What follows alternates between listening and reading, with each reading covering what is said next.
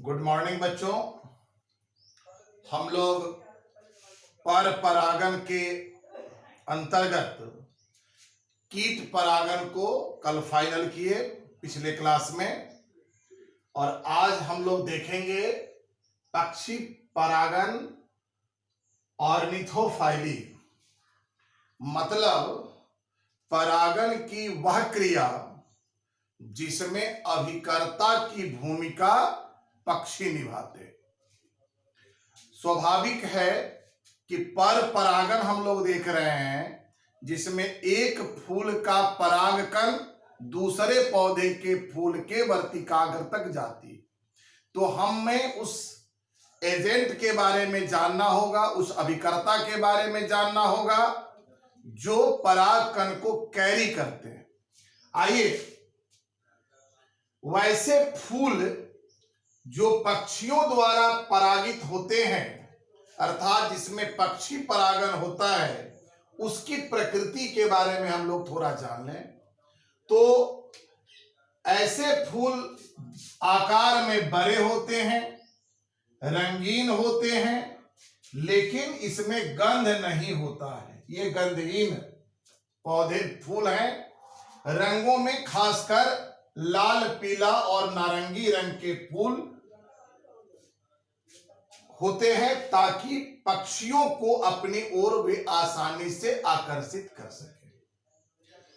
कुछ पौधे ऐसे हैं जैसे झुमका, जिसे पैसिफ्लोरा कहा जाता है, यूकेलिप्टस या कैम्पसिस रेडिकेंस, ये कुछ ऐसे पौधे हैं जिनमें पक्षियों द्वारा परागन की क्रिया होती है।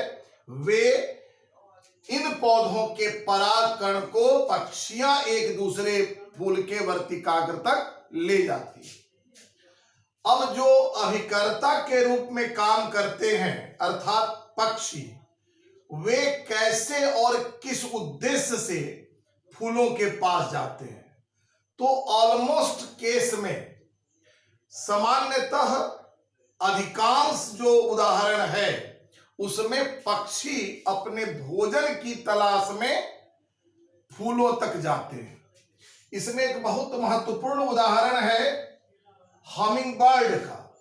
इसकी चोंच काफी लंबी और नुकीली होती है। इस लंबी चोंच के कारण वे संबंधित पौधे के फूल के मकरंद को ग्रहण करने के उद्देश्य से फूलों तक जाती है, और मकरंद को संग्रह करने के क्रम में, अर्थात वे अपने भोजन के लिए वहां तक गए हैं, इसी क्रम में पराग कण जो है उसके चोंच से चिपक जाते हैं, और जब वे किसी दूसरे फूल के मकरंद संग्रहण के लिए जब वो अपना चोंच डालती है तो परागकण दूसरे फूल के वर्तिकाग्र तक पहुंच जाते हैं और इस प्रकार परागन संपन्न होती है। एक उदाहरण है चमगादड़।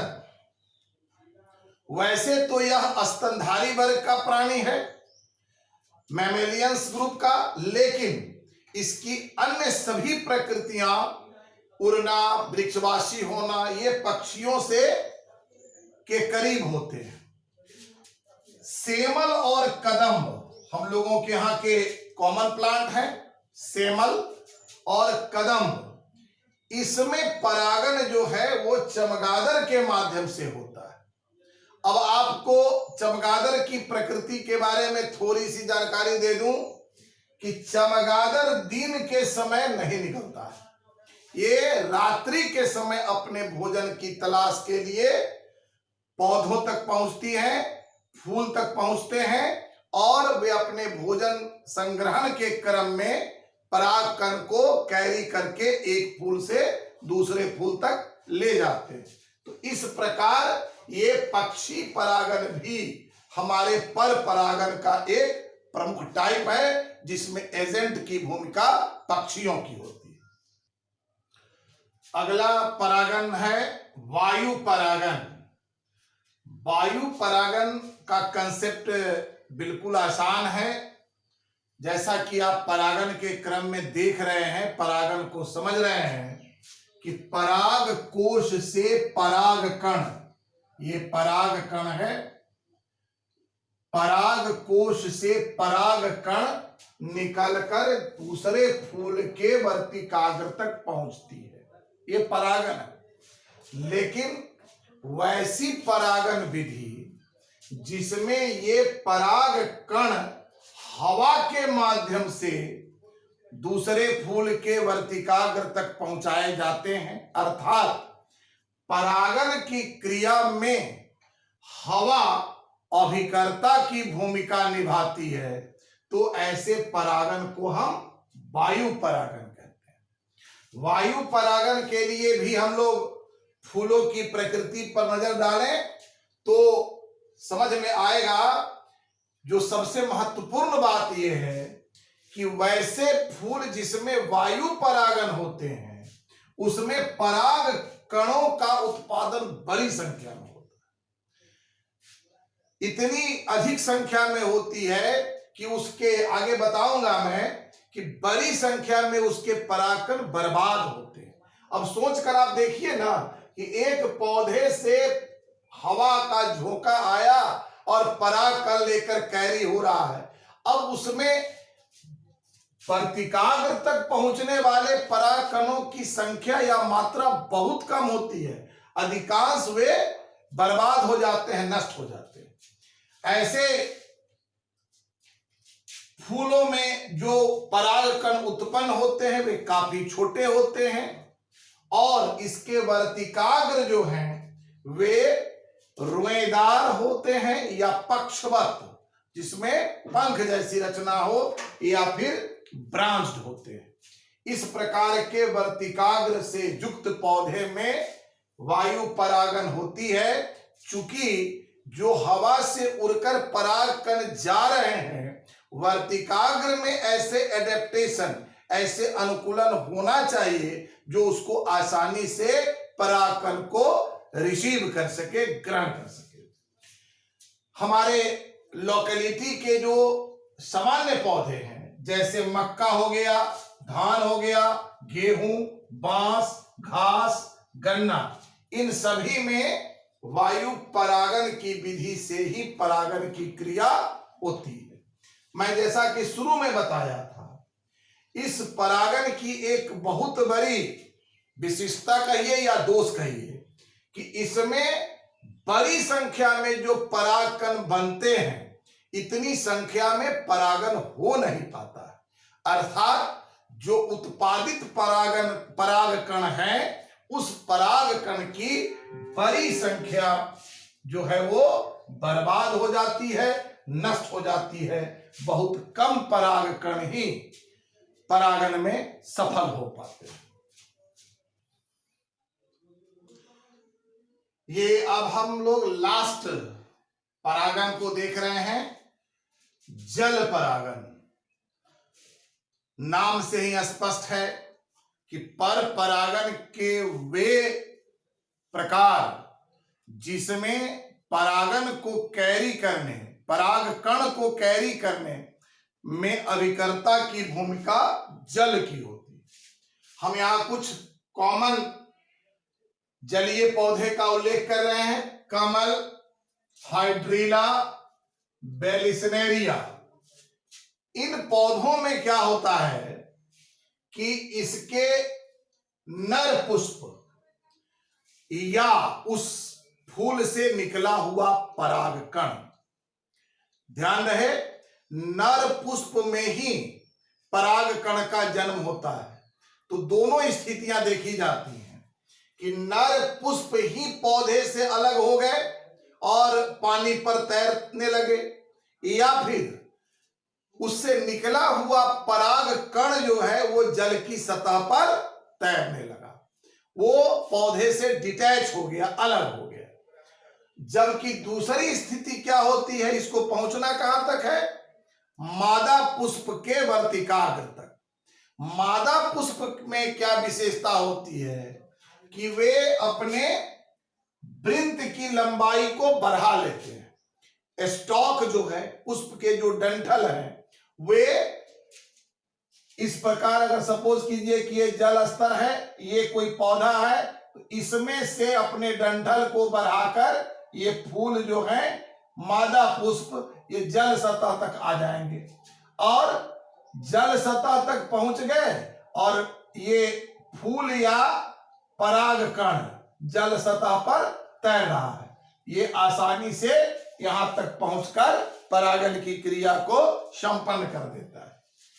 लेकिन एक उदाहरण यह भी है, सिरेटोफिल्लम, इस पौधे में पराग कण वजनदार होते हैं थोड़ा, और वे जल के अंदर जाकर इसमें वर्तिकाग्र या मादा पुष्प जो है वो जल के सतह तक नहीं आ पाती है, वे पानी के सतह के नीचे रहते हैं।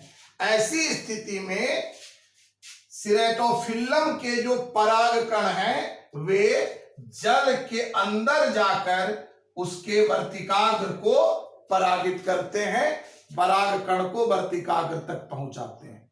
इस प्रकार जल परागन की क्रिया जलीय पौधों में देखने को मिलती है।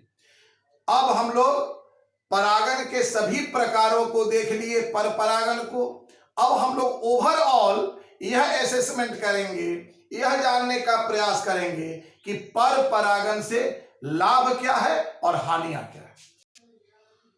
अब हम परागन के अंतिम कड़ी के रूप में पर परागन से होने वाले लाभ और उसके हानियों पर एक बार विचार करें। आप देख रहे होंगे कि पर परागन में एक पौधे का परागण दूसरे पौधे के वर्तिकाग्र तक गया। दोनों जुग्मक जो है अलग अलग पौधे के हैं। स्वाभाविक है कि जब अलग अलग पौधे के लक्षणों का मेल होता है तो उससे उत्पन्न संतान अधिक स्वस्थ होते हैं। तो इस प्रकार पर परागन से जो पौधे उत्पन्न होते हैं वे अधिक स्वस्थ होते हैं। दूसरी बात कि नई किस्मों का विकास जो आज हमारी जरूरत है उसमें भी पर परागन प्रभावी भूमिका निभाती है। यह नई किस्मों के विकास का मुख्य आधार है और इस विधि से जो बीज उत्पन्न होते हैं उसमें वायबिलिटी अर्थात जीवन की सक्षमता अधिक होती है, अधिक जीवनक्षम होते हैं वे। इन लाभों के सापेक्ष कुछ हानियां भी हैं। जैसे पहली हानि कि इसमें संपूर्ण परागन की क्रिया अनिश्चितताओं से भरी होती है, क्योंकि ये परागन अभिकर्ता पर निर्भर करते हैं। एप्रोप्रिएट एजेंट नहीं मिला तो परागन नहीं भी हो सकता है। इसलिए यह पर परागन अनिश्चितताओं से भरी होती है। दूसरी बात, जैसा कि मैं उल्लेख करके बताया भी था कि इसमें बड़ी संख्या में पराग कण उत्पन्न होते हैं। अब आप समझ सकते हैं कि पराग कणों का अगर उत्पादन हो रहा है तो किसी भी पौधे का अधिक ऊर्जा व्यर्थ होती है और सबसे बड़ी बात कि इसमें बड़ी संख्या में पराग कण बर्बाद होते हैं। ये इसके डिमेरिट हैं, हानि है। इस प्रकार परागन हम लोगों का कंप्लीट हुआ।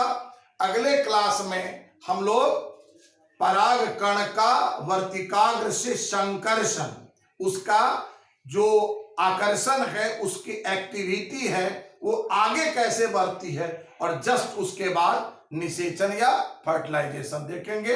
आज इतना ही, धन्यवाद।